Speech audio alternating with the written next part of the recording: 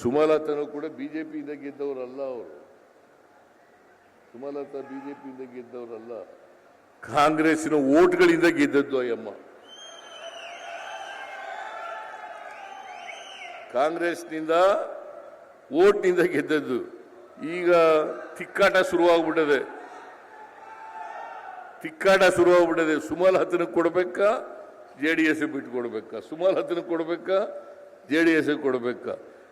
ಯಾರೇ ಕ್ಯಾಂಡಿಡೇಟ್ ಆದ್ರೂ ಕೂಡ, ಸುಮಲತಾ ಆಗಲಿ JDSನವರಾಗಲಿ ಯಾರೇ ಕ್ಯಾಂಡಿಡೇಟ್ ಆದ್ರೂ ಕೂಡ ಈ ಸಾರಿ ಅವರ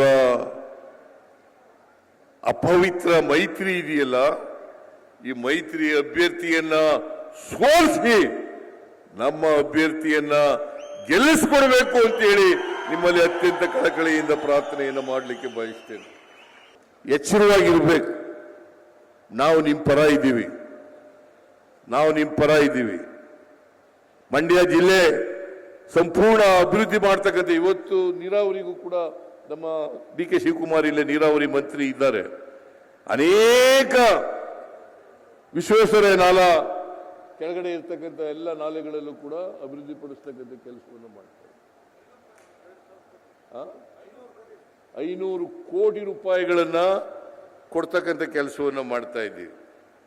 ನಾನು ಹಿಂದೆನೂ ಕೂಡ ಮುಖ್ಯಮಂತ್ರಿ ಆಗಿರುವಾಗ ನೀರಾವರಿಗೆ ಹೆಚ್ಚು ಒತ್ತು ಕೊಡ್ತಕ್ಕಂಥ ಕೆಲಸವನ್ನು ಮಾಡಿದ್ದು. ಮಳವಳ್ಳಿ, ಶ್ರೀರಂಗಪಟ್ಟಣ, ಆಮೇಲೆ ನಮ್ಮ ಎಲ್ಲಿಯವನು ನೀನು ಮಾತಾಡದೆ ಕೂತಿದ್ದಿಲ್ಲಯ್ಯ, ಮದ್ದೂರು, ಇವನಿಗೆ 120 ಕೋಟಿ, ರವಿ 120 ಕೋಟಿ, ಯಾರಿಗೆ? ನರೇಂದ್ರ ಸ್ವಾಮಿ, ಎಲ್ಲ ನೀರಾವರಿ ಮಾಡ್ಕೊಳ್ಬೇಕು. ಯಾಕಂದ್ರೆ ಇಲ್ಲಿ ವ್ಯವಸಾಯದ ಮೇಲೆ ಅವಲಂಬನೆ ಆಗಿರ್ತಕ್ಕಂಥ ಜನ ಜಾಸ್ತಿ ಇದ್ದಾರೆ. ಅಭಿವೃದ್ಧಿ ಮಾಡಬೇಕು ಅಂತೇಳಿ ಇವೆಲ್ಲ ಮಾಡ್ತಾ ಇದ್ದೀವಿ. ಸೊ ನೀವು ನಮ್ಮನ್ನು ಕೈ ಬಿಡಲ್ಲ ಅಂತ ಹೇಳಿ ಅನ್ಕೊಂಡಿದ್ದೀನಿ. ನಾನು ಕೈ ಬಿಡಲ್ಲ.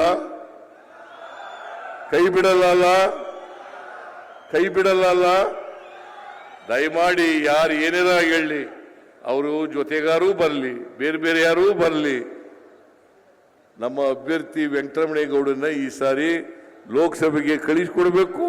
ನಮಗೆ ಶಕ್ತಿಯನ್ನು ತುಂಬತಕ್ಕಂಥ ಕೆಲಸವನ್ನ ಮಂಡ್ಯ ಜನ ಮಾಡಿಕೊಡ್ಬೇಕು ಅಂತೇಳಿ ನಿಮ್ಮಲ್ಲಿ ಅತ್ಯಂತ ಕಳಕಳಿಯಿಂದ ಪ್ರಾರ್ಥನೆಯನ್ನು ಮಾಡ್ತೀನಿ.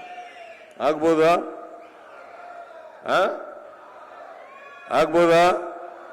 ನಿಮ್ಮೆಲ್ರಿಗೂ ನಮಸ್ಕಾರ.